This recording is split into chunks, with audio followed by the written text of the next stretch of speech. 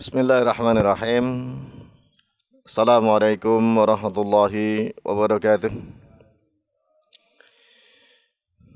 Alhamdulillah hamdan katsiran thayyiban mubarakan fih kama yuhibbu rabbuna wa yardah. Wa asyhadu an la ilaha illallah wahdahu la syarika lah wa asyhadu anna Muhammadan abduhu wa rasuluhu la nabiyya ba'dah.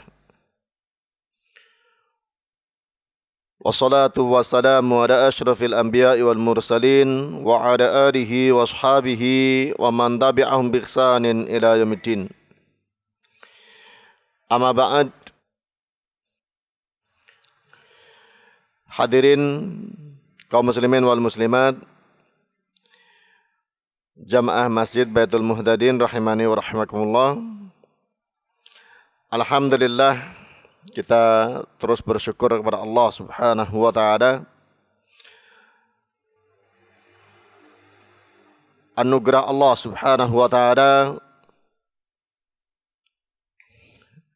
kepada kita terus-menerus melimpah, baik yang kaitannya dengan urusan dunia kita ataupun yang kaitannya dengan akhirat kita. Semua ciptaan Allah Ta'ala diberi rizki, diberi nikmat, diberi fasilitas hidup.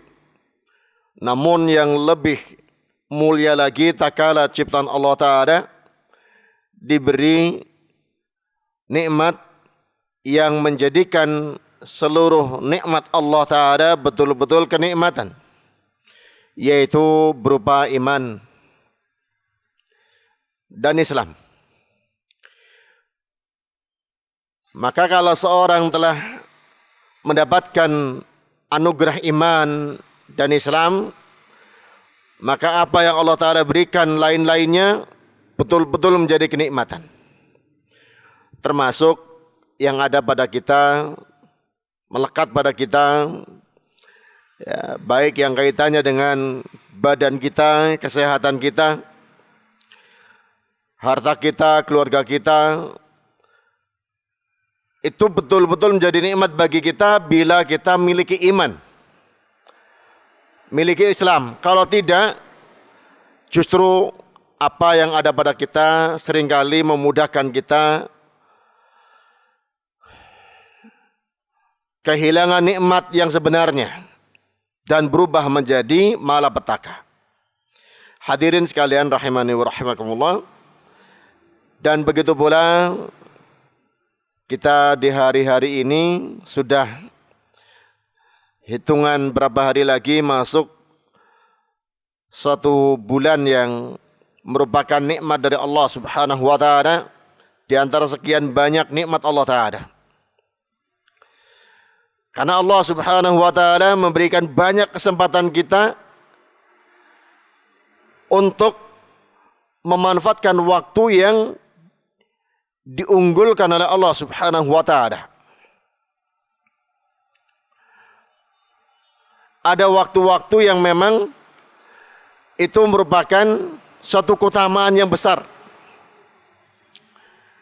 Misalnya pada tiap harinya ada waktu sholat berjamaah.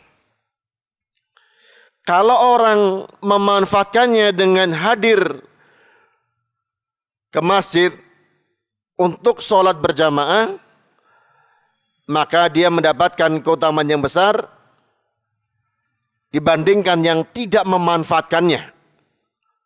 Terdengar azan santai saja, tidak bergegas bersiap untuk mendatangi panggilan azan. Ya, dia menunaikan sholatnya tapi tidak berjamaah. Ini suatu kebaikan yang Allah Ta'ala berikan pada tiap hari kita, sehari 5 kali. Kemudian pada tiap pekan ada suatu waktu yang diunggulkan oleh Allah Ta'ala untuk kita, hari Jumat.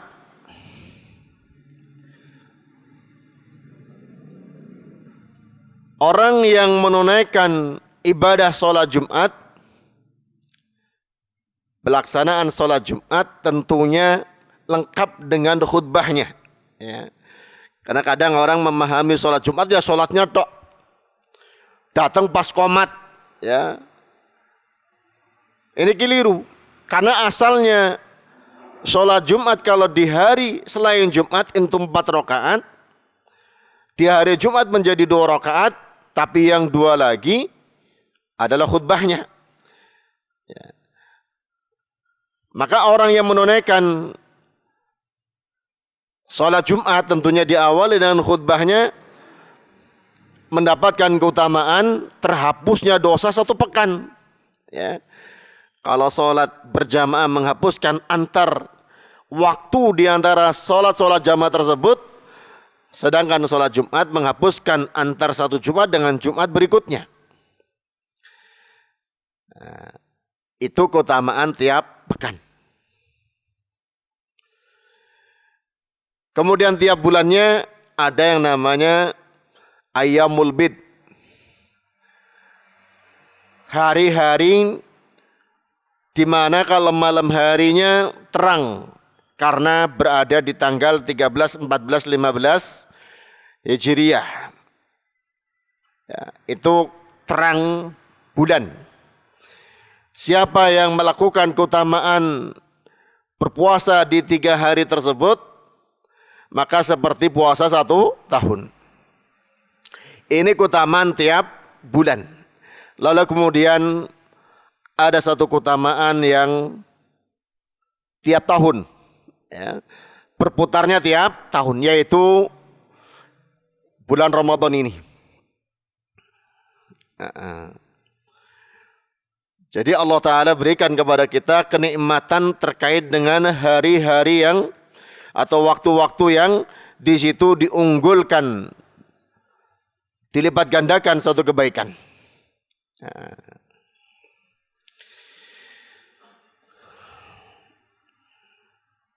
Kata Nabi SAW dalam berbagai hadisnya, di antaranya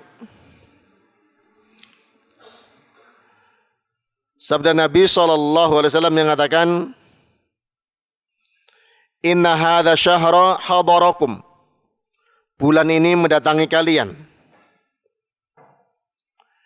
Wa fihi lailatun khairun min alfi syahr. Di bulan ini ada satu malam yang lebih baik daripada 1000 bulan. Man hurimaha faqad hurimal khaira kullah. Siapa yang terhalang dari kebaikan malam tersebut, sungguh dia telah terhalang dari kebaikan seluruhnya. Wala yukhramu khairaha illa mahrum. Tidaklah terhalang darinya, tidaklah terhalang dari kebaikannya kecuali orang-orang yang betul-betul terhalang.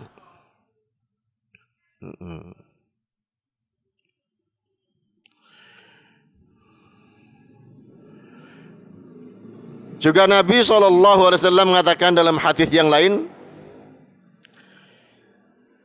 dalam hadis Abu Hurairah radhiyallahu anhu, Rasulullah SAW mengatakan, Atakum Ramadan syahrun mubarak. Sudah dekat datangnya bulan Ramadan kepada kalian, suatu bulan yang diberkahi. Nabi SAW dulu biasa memberi kabar gembira kepada para sahabat tak kala sudah mendekat bulan Ramadan. Nah, ini juga ya, satu hal yang perlu kita biasakan agar muncul pikiran kita dan hati kita bersiap ya, dengan kebaikan-kebaikan yang ada di bulan Ramadan. Untuk menyingkirkan rasa malas, menyingkirkan ya, ketidakpedulian, diingatkan tentang bulan Ramadan yang begitu banyak kebaikan di dalamnya. Terkumpul pada kata Nabi SAW, syahrun mubarak. Bulan Ramadan, bulan yang diberkahi. Sering orang ya, mengatakan mencari berkahnya. Dagang katanya kalau pas untung sedikit nggak apa-apa, yang penting berkah. Ya. Orang luar biasa persepsinya tentang suatu keberkahan. Ya. Berkahnya berbakti sama orang tua misalnya. Dia mau bersusah payah untuk berbuat baik kepada orang tua karena tahu keberkahannya. Ya. Nah, di sini Nabi SAW memberitahukan tentang suatu waktu full 1 bulan itu mubarak, diberkahi. Ya.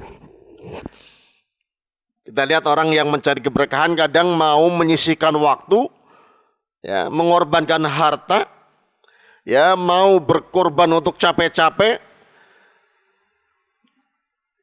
ziarah kubur misalnya, ya, karena difahamkan kalau ziarah kuburan wali ini, sunan ini, kiai ini berkahnya luar biasa, beda dengan kuburan yang di dekat rumah. Makanya mau iuran, mau rela libur dari pekerjaan, ya, libur dari dagang untuk ikut wisata ziarah kubur. Karena apa? Ingin dapat keberkahan. Padahal belum tentu dapat keberkahan. Padahal jelas-jelas justru Nabi SAW mengingatkan bukan itu tempat keberkahan. Ya. Nah, ini yang akan datang kepada kita, yang Nabi SAW beritahukan kepada kita suatu waktu yang penuh dengan keberkahan.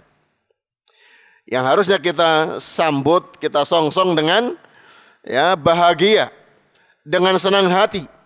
Tentunya bahagia dan senang hatinya karena faham begitu banyak kebaikan yang Allah Ta'ala berikan kepada orang-orang beriman di bulan Ramadan tersebut.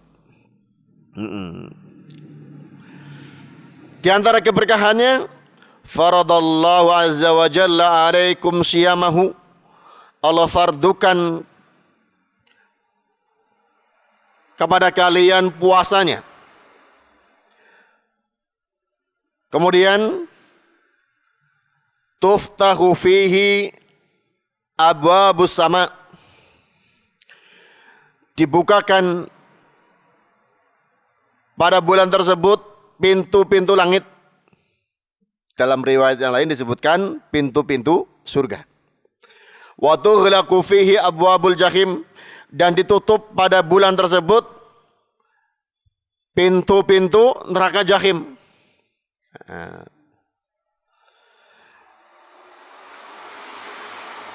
Sebagian ulama menerangkan berarti dalam 11 bulan pintu surga itu tertutup, dibuka di bulan Ramadan. Dan sebaliknya, pintu neraka itu dibuka selama 11 bulan. Datang bulan Ramadan ditutup. Ini bagi isyarat agar manusia semangat masuk surga dengan melakukan amalan-amalan yang mengantarkan ke sana. Sebagaimana orang diingatkan di bulan tersebut, kurangi kemaksiatan, tinggalkan kemaksiatan. Ya, karena pas bulan-bulan tersebut atau di hari-hari bulan tersebut pintu neraka ditutup. Wa tughallu fihi maradatu syayatin. Di bulan tersebut dibelenggu. Ya, dibelenggu itu dibandah, ya. Maradatu syayatin. Pentolan-pentolannya syaitan. Disebutkan pentolan-pentolan maradatu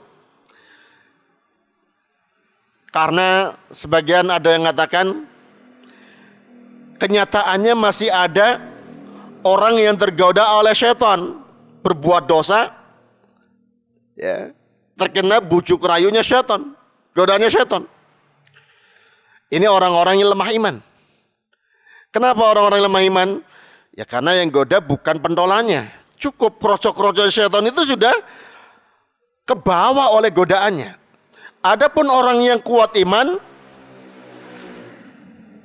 ini tidak mempan oleh godaan dan bujuk rayu kroco-kroconya setan. Nah, sedangkan pentolannya tughallu, dibelenggu, dibanda, diikat, ya, tidak bergerak. Tak kala masih ada yang bergerak, ya, yaitu disebut sebagai ya kroco-kroconya. Lillahi fihi lailatun khairun min alfi syahrin. Pada bulan Ramadan Allah memiliki satu malam yang lebih baik daripada 1000 bulan. Bukan 1000 bulan persis, tapi lebih baik daripada 1000 bulan. 1000 bulan ini kurang lebih 80 tahun hitungan Hijriyah. Ya. Rata-rata umur umat Nabi Muhammad SAW 63 tahun. Rata-rata, ya. Itu hitungan Hijriyah. Kalau kita sering ngitungnya kan umurnya pakai hitungan Masehi. Ya selisih berapa kira-kira? Ya kurang lebih kalau umur kita 60 tahun hitungan Masehi. Masehi dengan Hijriyah lebih banyak atau lebih sedikit?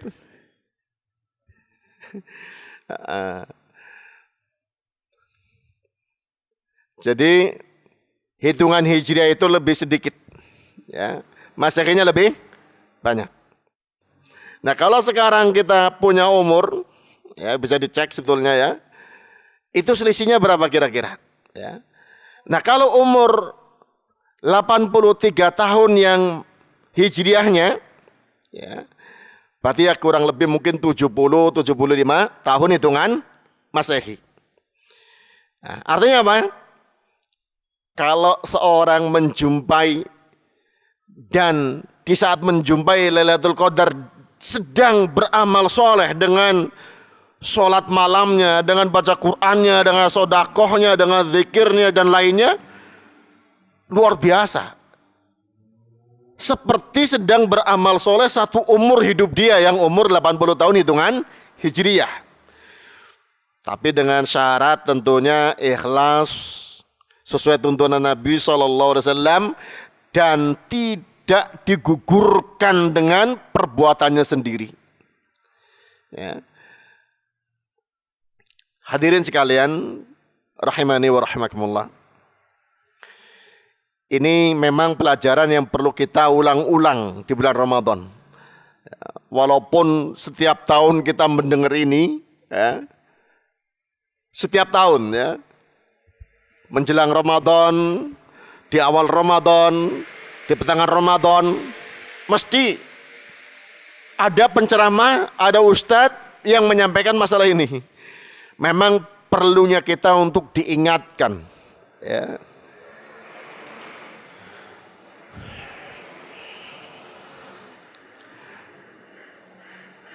Wong sudah diingatkan saja kadang kita tumpul kepeduliannya, ya, kadang kita tetap malas, apalagi kalau tidak diingatkan, ya. Wong sudah diingatkan kadang kita lupa atau lalai, apalagi tidak diingatkan. Maka judul malam hari ini, ya,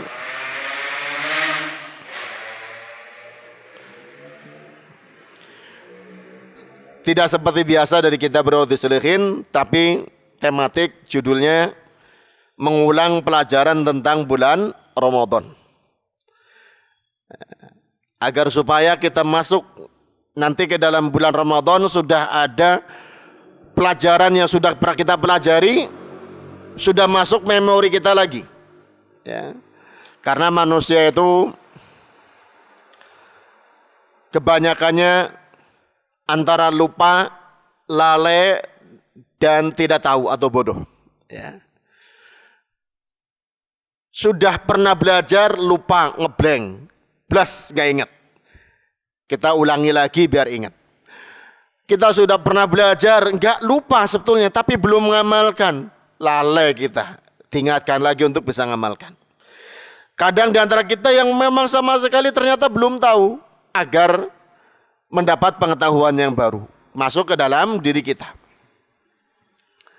Kemudian hadirin sekalian rahimani wa rahimakumullah, ada beberapa poin yang perlu saya ingatkan. Saya ambilkan materi ini dari risalah karya Syekh Sulaiman Ar-Ruhaili hafizahullah ta'ala, ya, beberapa poin semoga untuk mengingatkan diri kita agar semangat menyongsong bulan Ramadan.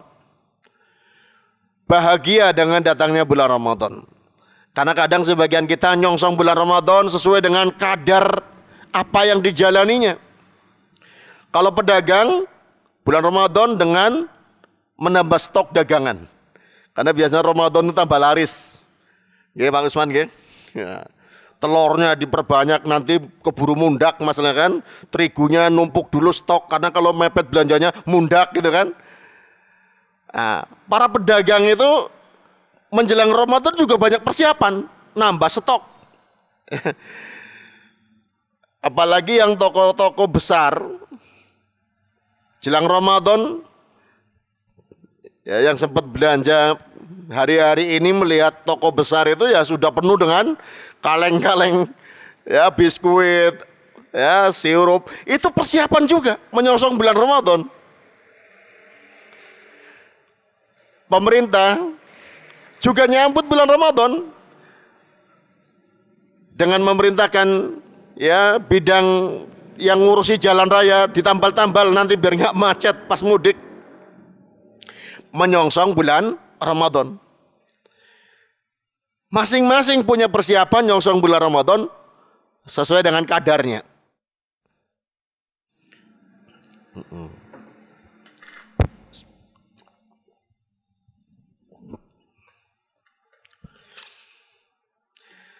Adapun kita yang dipanggil oleh Allah Ta'ala, ya ayyuhalladzina amanu kutiba alaikumusiyam. Wahai orang-orang yang beriman, kutiba alaikumusiyam, diwajibkan atas kalian berpuasa. Panggilan ini, ya ayyuha, wahai, ya, ini panggilan dari Allah Subhanahu wa Ta'ala kepada orang-orang yang memiliki al-iman. Kalau orang yang punya iman merasa terpanggil tentunya. Misalnya ada panggilan secara umum, wahai para santri Ibnu Taimiyah misalnya. Yang bukan santri Ibnu Taimiyah nggak merasa terpanggil. Tapi yang merasa santri Ibnu, oh ya, saya ada apa ya dipanggil? Ada perintah apa ya? Ya kan? Apa ada larangan apa ya? Atau ada pengumuman apa ya? Ada pemberitahuan apa? Saya dipanggil. Nah, kalau ada orang beriman kok nggak merasa terpanggil, berarti tidak merasa bagian daripada orang-orang yang beriman. Ini parah, ya. Kalau ada orang yang beriman tapi kok merasa tidak terpanggil, gak perhatian. Karena dalam ilmu bahasa kalau ada panggilan diawali ya ayyuha, wahai orang-orang, ya, itu agar orang itu perhatian dulu. Kalau ada pengumuman misalnya, ya, kalau di kampung atau tempat saya itu sering ada pengumuman kepada warga RW 2 Kelurahan Kebakura, yang merasa warga RW 2 langsung perhatian. Dengerin ada apa ini pengumuman, gitu kan? Karena dia merasa sebagai warga memperhatikan seksama apa yang mau disampaikan. Oh ternyata berita lelayu. Oh siapa yang meninggal ya? Kan gitu kan? Perhatian. Pengumuman besok hari Ahad kerja bakti. Oh kerja bakti kan? Nah ini kita dipanggil ya ayyuhalladzina amanu, wahai orang-orang yang beriman. Nah, ini diingatkan, iman itu anugerah dari Allah. Wahai orang-orang yang telah diberi anugerah iman, syukuri iman kalian dengan memperhatikan perintah yang akan disampaikan. Kutiba alaikumusiyam, diwajibkan atas kalian berpuasa. Diterangkan oleh Syekh Abdurrahman bin Nasir Sa'di, konsekuensi, ya, dari orang yang diberi iman adalah berpuasa. Ya. Ini seperti misalnya dipanggil, wahai orang-orang yang menjadi pegawai negeri sipil, besok hari Senin harus masuk jam 8. Yang merasa pegawai negeri sipil ya bergegas, siap-siap. Wong saya pegawai negeri sipil gitu kan. Jam 8 harus masuk kerja. Nah ini, kalau nggak berangkat, kena tegur. Kalau nggak berangkat lagi bisa dipecat gitu kan. Nah ini orang-orang beriman kalau dipanggil nggak mau memenuhi panggilannya, ya ditegur. Kalau terus-terusan mengulang bisa sampai dipecat. Waliyadzubillah, dipecat dari keimanan. Diambil keimanannya, dilepas dari orang yang tidak mau memenuhi ya, perintah Allah Ta'ala yang telah disampaikan dalam undangan tersebut. Maka orang yang beriman harusnya perhatian tak kala dipanggil oleh Allah untuk mendapatkan perintah. Di sini dalam hal ini kutiba alaikumusiyam, yang ternyata tujuannya la'allakum tattaqun, agar kalian menjadi orang yang bertakwa. Kemudian puasa ini ya sudah sering kita ketahui pengertiannya. Kadang kita merasa sebagai beban. Beban yang memberatkan. Beban yang menyusahkan. Padahal kalau mau kita pelajari, sesuatu yang menyenangkan pasti diawali dengan kesusahan.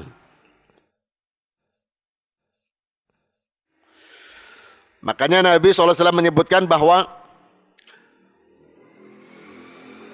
surga itu khufat bil makarih, dikelilingi dengan hal-hal yang tidak disukai. Surga itu menyenangkan, tapi untuk masuk ke sana harus melalui hal-hal yang tidak disukai, termasuk puasa ini.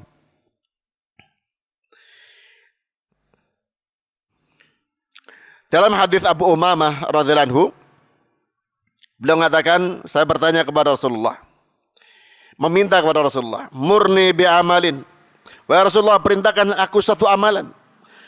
Faqala, Nabi SAW mengatakan, alaika bisawm fa innahu la idla lahu, kerjakan oleh kamu puasa.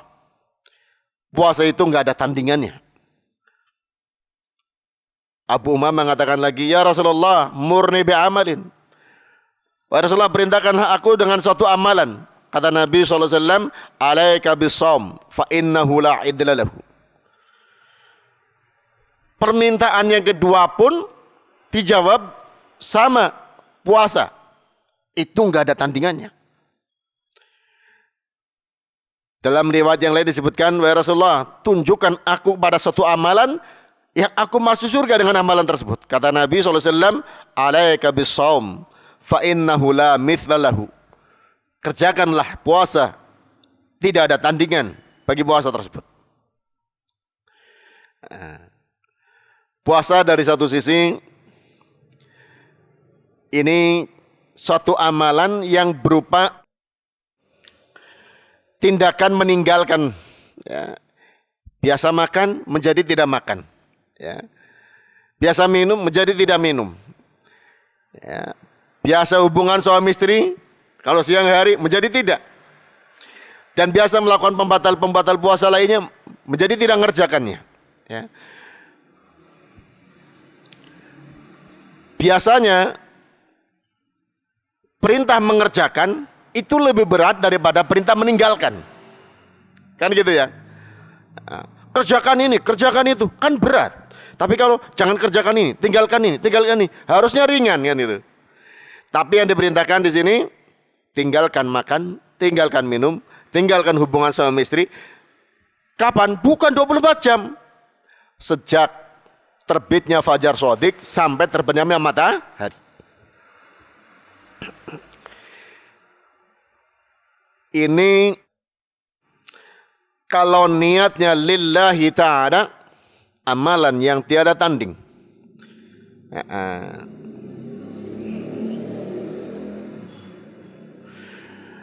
Dari sisi mana kok mendapatkan pahala begitu besar hingga disebutkan tanpa tanding?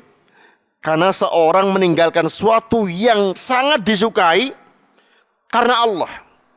Ya, ya suka makan, suka minum, apalagi tak kalah lapar, tak kalah haus. Dia nggak makan, nggak minum karena Allah. Itulah yang namanya ya ketulusan, keikhlasan. Meninggalkan sesuatu karena Allah Subhanahu wa Ta'ala. Ya. Ini yang perlu ditanamkan pada diri kita, keluarga kita, anak-anak kita, ya, bahwa puasa itu lillah, karena Allah, bukan karena orang tua, bukan karena mertua, bukan karena orang, tapi karena lillah. Inilah suatu yang ditinggalkan karena Allah, pahalanya tiada tanding. Innama yuwaffas sabiruna ajruhum bighairi hisab. Pahala orang yang bersabar tanpa hitungan. Orang puasa intinya adalah pada kesabaran. Maka pahalanya tanpa hitungan. Hanya Allah Ta'ala yang mengetahui berapa balasannya. Kemudian yang kedua, kalau tadi puasa tanpa tanding pahalanya, tanpa ada yang menyainginya.